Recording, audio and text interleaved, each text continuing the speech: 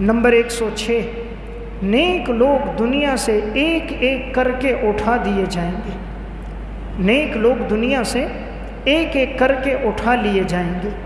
رسول اللہ صلی اللہ علیہ وسلم نے فرمایا یذہب الصالحون الاول فالاول، نیک لوگوں کو ایک ایک کر کے دنیا سے اٹھا دیا جائے گا۔ وَيَبْقَى حُفَالَةٌ كَحُفَالَةِ الشَّعِيرِ أَوِ التَّمْرِ، بس جو لوگ باقی بچ جائیں گے وہ اس طرح ہوگا جس طرح کے جو کا بھوسا ہے یا کھجور کا بھوسا ہے۔ لا یبالیہم اللہ بالتاً، اللہ تعالیٰ کو ان کی کوئی پرواہ نہیں ہوگی کہ اللہ ان کو ہلاک کر دے۔ یہ صحیح بخاری کی روایت ہے، اس میں آپ صلی اللہ علیہ وسلم نے نشانی یہ بیان کی، اللہ تعالیٰ نیک لوگوں کو آئے دن اٹھاتا رہے گا۔ تو علم اٹھ جائے گا، قرب قیامت کی علامت ہے۔ اور علم کیسے اٹھے گا؟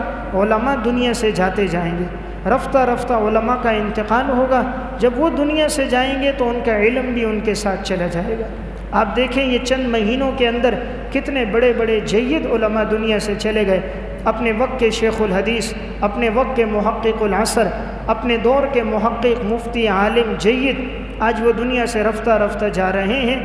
تو نیک لوگ دنیا سے جا رہے ہیں، فساق فجار کی تعداد بڑھتی جا رہی ہے۔